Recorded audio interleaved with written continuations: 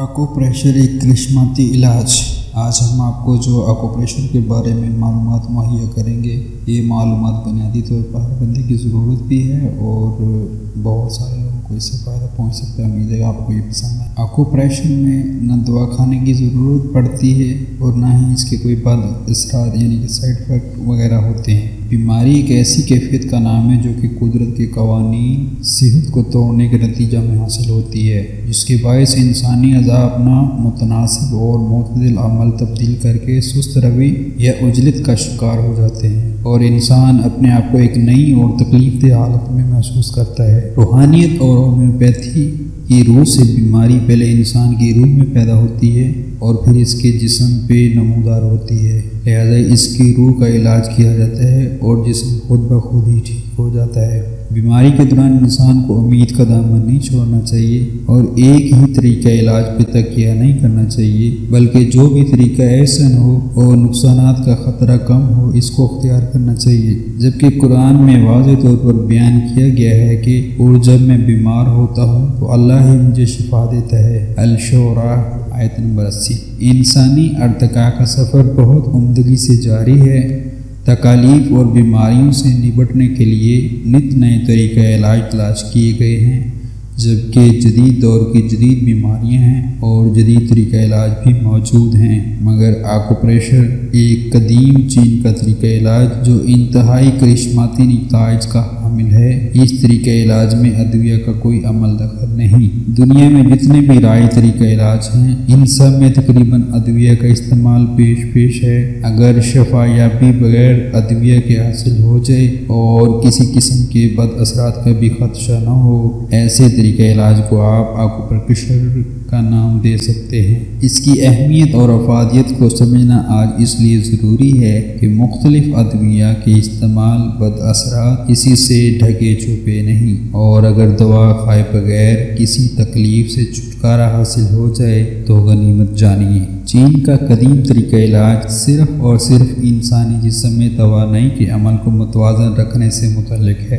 एक नज़रिए के मुताबिक इंसानी जिस्म में बायो एनर्जी तवानाई अहाता किए हुए एक दायमी बहाव में है, जबकि इस तवानाई को ज़िंदगी की ताकत के नाम से पुकारा जाता है। इस तवानाई का बहाव जिन राहों से होता है, इनको निस्फ़ नहार मेरिडियंस कहा जाता है और इनकी तादाद 14 बताई जाती है। अगर इस तवानाई का बहाव इस या इन निस्फ़ नहार के ज़रिए से इंसानी जिस्म से अंदर और बाहर बराबर में यानी मुतदिल रहे तो इंसानी सेहतमंदी की हालत में रहता है। बसूरत दीगर अगर इस बहाव में किसी वजह से रुकावट आ जाए तो इससे मुतअल्लिक़ अज़ू का अमल मुतासिर होता है और इंसान बीमारी की हालत में चला जाता है।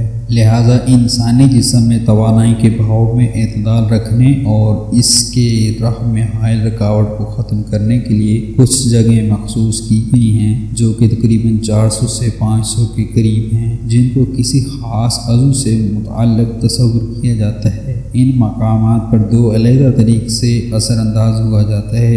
एक तरीका ये है कि कुछ सुइयाँ इन मकामात पर इंसानी जिस्म की ऊपर वाली जिल्द में दाखिल कर दी जाती हैं, जो कि तवानाई के बहाव का तसलसल दोबारा मुतदिल कर देती हैं और इस तरीक़े कार को एक्यूपंक्चर कहते हैं। और अगर इन मकामात पर हाथ की मदद से दबाव डाला जाए और वही मकासद हासिल किए जाएँ तो इसे एक्यूप्रेशर कहते हैं।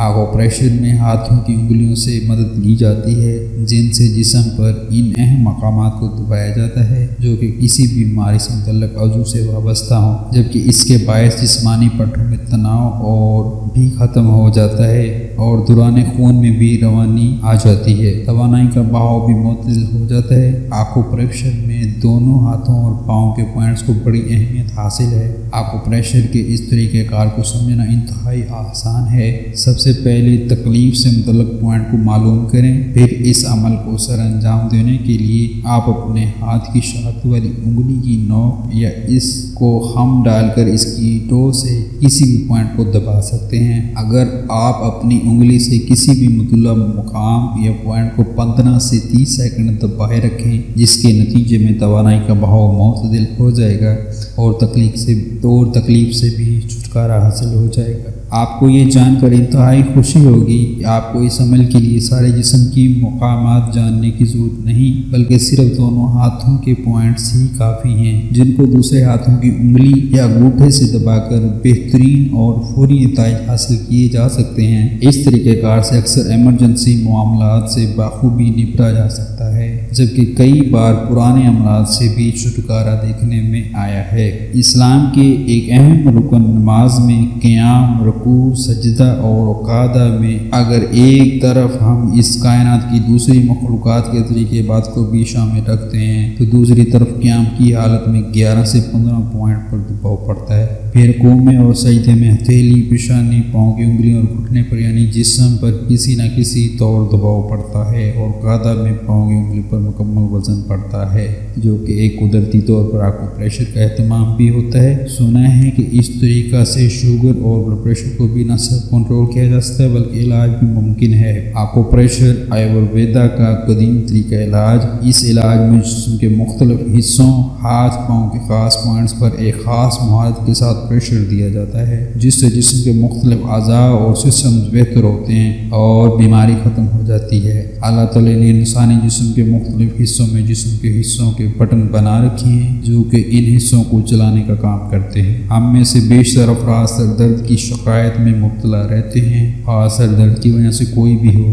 اس کی وجہ سے ہمارے روزمرہ روٹین پوری طرح متاثر ہو جاتی ہے۔ آکو پریشر طریقہ علاج سے نہ صرف سر درد بلکہ گردن کے درد سے بھی نجات ملتی ہے۔ اس طریقے میں معالج دونوں ہاتھوں کے انگوٹھوں کو گردن کے درمیانی حصے میں رکھ کر ایک دائرے کی صورت میں انگوٹھے پریس کرتا ہے، جس سے بہت جلد مریض کو سکون حاصل ہوتا ہے۔ Massage therapy. سر درد رفع کرنے کے لیے انگلیوں کی مدد سے ماتھے کھوپڑی کا ایک دائرے کی صورت میں مساج کریں۔ گردن کے پچھلے حصے پر بھی رب کرنے سے سکون ملے گا۔ سر درد کی صورت میں دائیں ہاتھ سے بائیں کندھے پر مساج کرنے اور بائیں ہاتھ سے دائیں کندھے کا مساج کرنے سے بھی فائدہ ہوتا ہے۔ آیورویدک میں ڈی ہائیڈریشن کی وجہ سے ہونے والے سر درد میں ویٹ سر درد کی صورت میں کھوپڑی اور پاؤں کے تلوؤں میں سیسیم آئل کا مساج گردن، کندھوں اور کمر کے اوپر والے حصے پر کرنے سے سکون میسر آتا ہے۔ فلو یا نزلے کی وجہ سے ہونے والے سر درد میں آنکھوں کے پچھلے حصے میں درد ہوتا ہے اور غنودگی طاری رہتی ہے۔ ایسی صورت میں سندل کی لکڑی کا پیسٹ ماتھے پر لگانے سے آرام ملتا ہے۔ بعض اوقات معدے کے مسائل سے